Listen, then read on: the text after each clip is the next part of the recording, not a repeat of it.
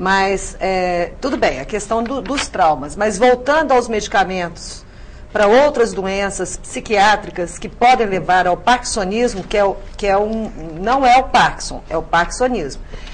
Uma vez que a pessoa interrompe o uso desses medicamentos, o parkinsonismo some ou não? Ele pode ser reversível, mas é preciso que haja acompanhamento médico especializado para que ele possa retirar a medicação e tratar os efeitos, né, dessa medicação.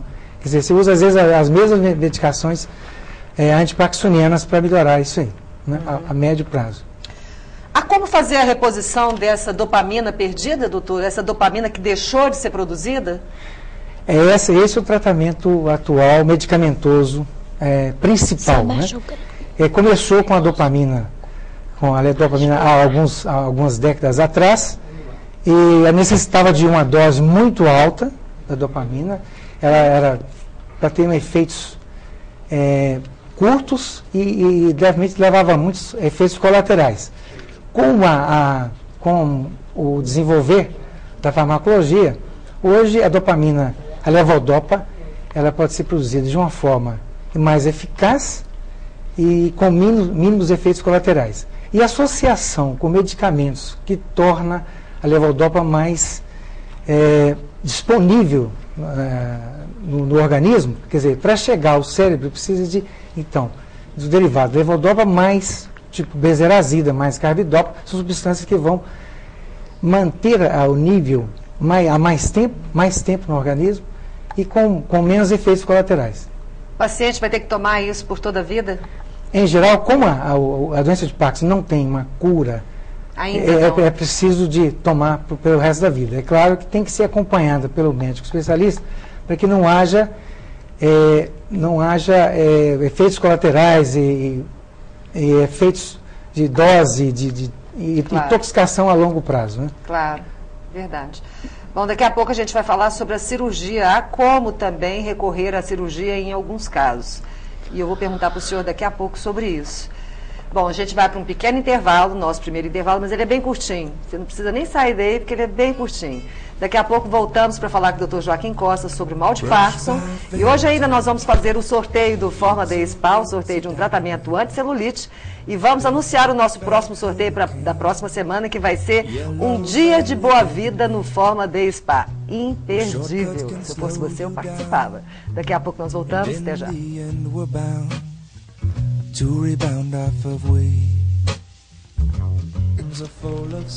Estamos de volta hoje com o neurocirurgião Dr. Joaquim Costa, falando sobre Parkinson, mal de Parkinson ou doença de Parkinson. Doutor, a gente estava falando sobre os medicamentos e aí eu gostaria de entrar um pouco mais nesse assunto e falar sobre o tratamento. Tem muitas pessoas que negam o Parkinson, que ao descobrir, ao ser feito o diagnóstico, a pessoa assusta tanto que ela se recusa a fazer a medicação, se recusa a fazer o tratamento. Mas vamos falar para essas pessoas o que acontece quando o mal de Parkinson evolui e ela posterga o tratamento. O que acontece quando uma pessoa deixa isso se prolongar por mais tempo? Ela piora progressivamente. Tem mais dificuldade na qualidade de vida, mais dificuldade para deambular, de conversar, mais dificuldade na lida diária. Então ela percebe que precisa fazer alguma coisa. E a medicação realmente revolucionou o tratamento do doença de Parkinson. A medicação levou muitas pessoas que estavam no leito a ter, às vezes, uma atividade diária praticamente normal, por muitos anos. Né?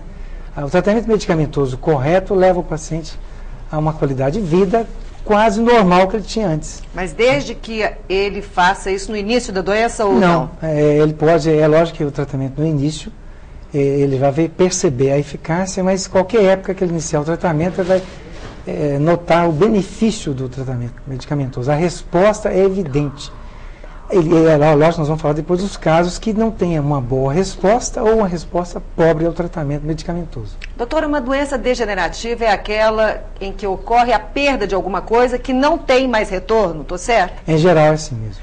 Uma vez que ele perde os neurotransmissores dopamina, e começou a ter os sintomas, seja o tremor, o andar mais lento, a rigidez muscular, mas o medicamento faz com que esses sintomas desapareçam.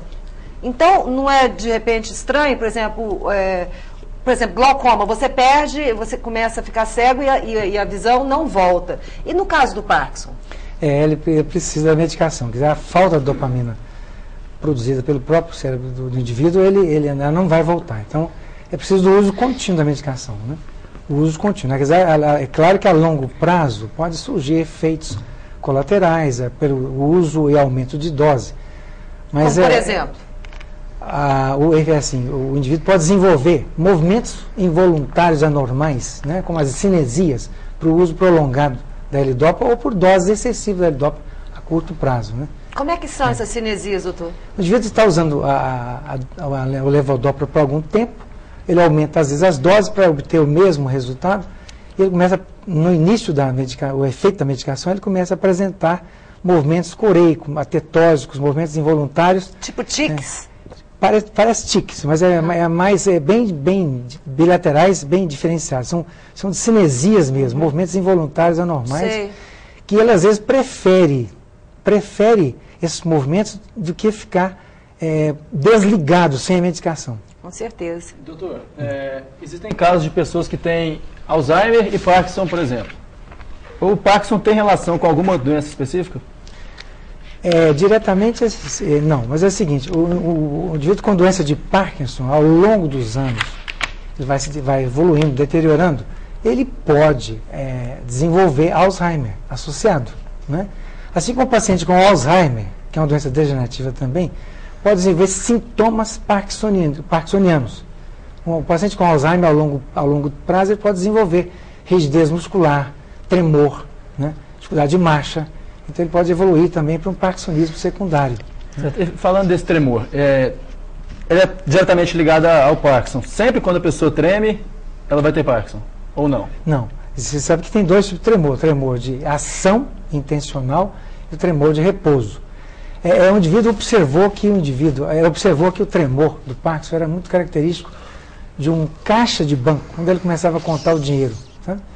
Ele percebeu que a semelhança do tremor parkinsoniano no indivíduo do caixa a contar o dinheiro. Então, ele é rítmico, grosseiro, ritmo de repouso, em repouso, né? O contrário de outro tipo de tremor, de ação, que é preciso que haja... Mas uma pessoa que de repente se vê no início com as mãos tremendo um pouquinho, já é bom ela correr e ver o que é isso. Fazer uma avaliação, né, com o neurologista, para ver se diferenciar o Parkinson, né, do tremor, que é o oposto, né? O tremor intencional de ação é o oposto, né? Hoje a gente estava conversando sobre o Parkinson, nós dois, porque normalmente a gente conversa sobre o assunto que a gente vai abordar aqui à noite, a gente conversa durante o dia. E o Alexandre estava querendo saber sobre pesquisas da ciência, mas antes da gente entrar nesse assunto que eu acho extremamente interessante, gostaria de saber dos recursos cirúrgicos que a medicina oferece para quem tem Parkinson. Realmente... você imagina os casos que tornam-se refratários ao medicamento, que desenvolvem movimentos involuntários pelo uso prolongado ou doses altas da levodopa e associações, né? São casos que tiveram boa resposta inicialmente com a levodopa. Então, o tratamento cirúrgico já se tem muitos anos, há mais de 4 décadas, até hoje, tem desenvolvido, ajudado muito os sintomas da doença de Parkinson. Então, o tratamento é sintomático. Ela se resume em 2 tipos de cirurgias. Ablativas, aquela que se faz a coagulação de um núcleo específico da região do sistema, dos núcleos da base, e a não ablativa, que é através de estimulação de alguns núcleos. Então, verificou-se que tanto a cirurgia ablativa como a estimuladora, ela promovia melhora dos sintomas do doença de Parkinson, melhora acentuada, inclusive, de alguns, e ela é diferenciada para cada tipo, para cada indivíduo. Bom, então...